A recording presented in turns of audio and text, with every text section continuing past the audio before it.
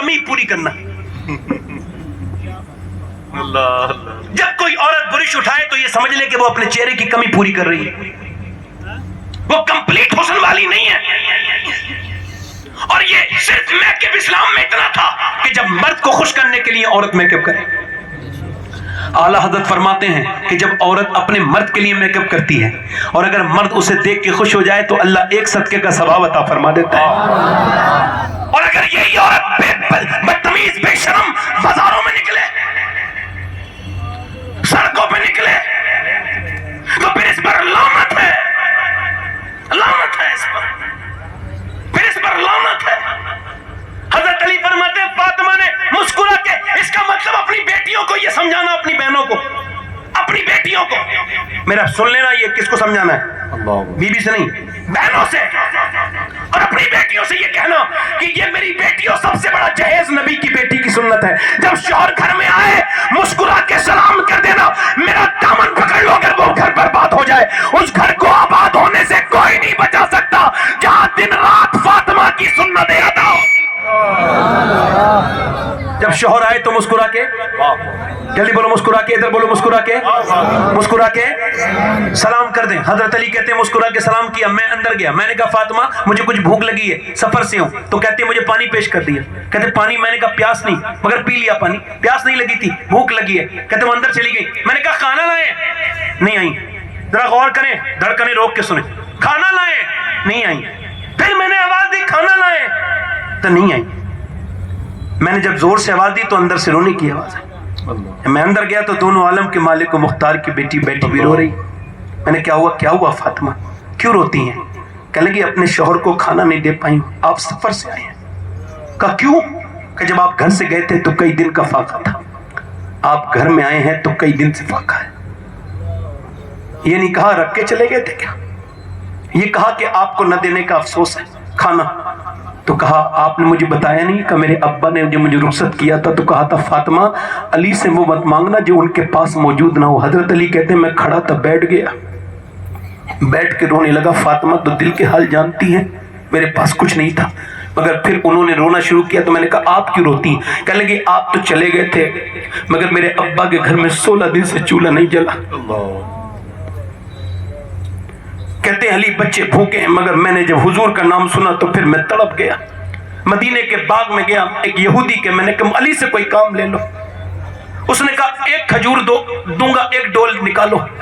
حضرت علی کہتے ہیں میں نے 3 ڈول نکالے, تھک کے بیٹھ گیا. پھر حضور یاد آ گئے. کہتے پھر میں نے ڈولیں نکالی, کہتے 17 ڈول نکالے, پورے پسینے میں بھیگ گیا. شام ہو گئی, کھجوریں ہاتھ میں لی, خود بھوکا تھا, سفر سے لوٹا مگر چک کے بھی نہیں دیکھی. حضور کی بارگاہ میں گیا, حضور علی نذرانہ پیش کر رہا ہے, یہ نظر لے لیجئے.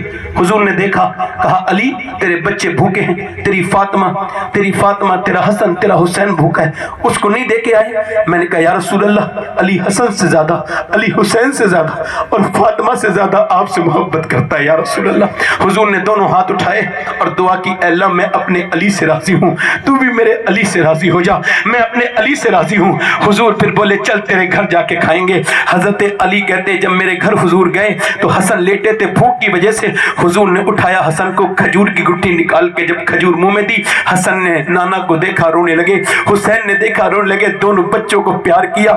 سیدہ جب روئی تو فرمایا میری بیٹی یہ دنیا آل محمد کے لائق نہیں ہے, متاع دنیا قلیل, میری بیٹی ہمارے لیے آخرت ہے. کیا تو اس کو مت پسند نہیں کرتی؟ تو جنتی عورتوں کی سردارہ ہے.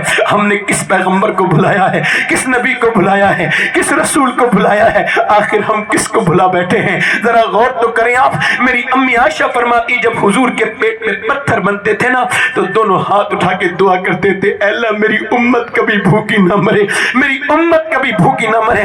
یاد رکھنا حضور کی محبت سب کچھ ہے, جان ایمان سرکار کی محبت ہے. تمہارے پاس فیس بک کے لیے وقت ہے, 2 گھنٹے چلا لیتے ہو, تم سے 10 مرتبہ درود نہیں پڑھا جاتا. تمہارے پاس سب کچھ ہے, ارے कल मरोगे, बोलो कब्र में हुजूर को क्या मुंह दिखाओगे?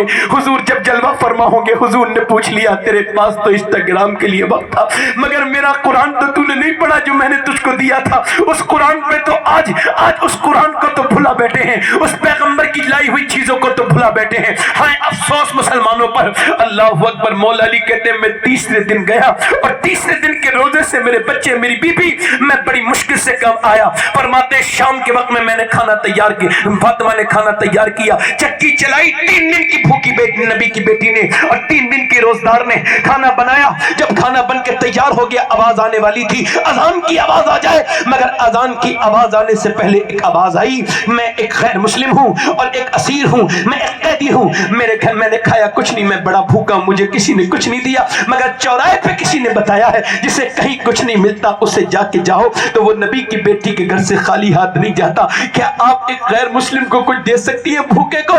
नबी की बेटी ने खाना उठा के दे दिया। हसन के आगे का खाना, अली के आगे का खाना खुद न खाते हैं, भूखों को खिला देते हैं। कैसे साबिर है मोहम्मद के घराने वाले। आज ये तीसरा दिन है अहले बैत पर। अरे तुम भी तो खाना खाते हो, हम भी तो खाना खाते हैं, आप भी तो खाना खाते हो। मेरे भाइयों जरा गौर तो करो आप कि अली जब अजान के बाद मस्जिद में गए, दोनों बच्चे भूख से कांपते थे, दोनों बच्चे पीले होते थे। अली को जब नबी ने देखा, दोनों बच्चों को प्यार किया, अपने नवासों को, और मेरे आका ने फरमाया अली तेरी इस अमल को, तेरी बीबी के अमल को अल्लाह ने कबूल किया है। अल्लाह ने जिब्राइल को भेजा है और फरमाया वो यतईमुन अत्तामा अला हुब्बी मिस्कीनों व यतीमों व असीरा। जरा गौर तो करें आप, ये रोजे 3 दिन के थे। मैंने अर्ज किया सैयदा रोजे 4 दिन के क्यों नहीं है, रोजे ये 3 दिन के क्यों है, ये 2 दिन के क्यों नहीं रखे गए? तो मदीने से आवाज आई, ये यजीद के लिए जवाब था मदीने से कि तू मेरे हुसैन को 3 दिन भूखा प्यासा रखेगा तो ये घबराएगा नहीं, क्योंकि इसकी मां ने घर में मदीने में इसकी तरबियत और इसकी प्रैक्टिस करा के भेजा। नारे तकबीर, नारे रिसालत।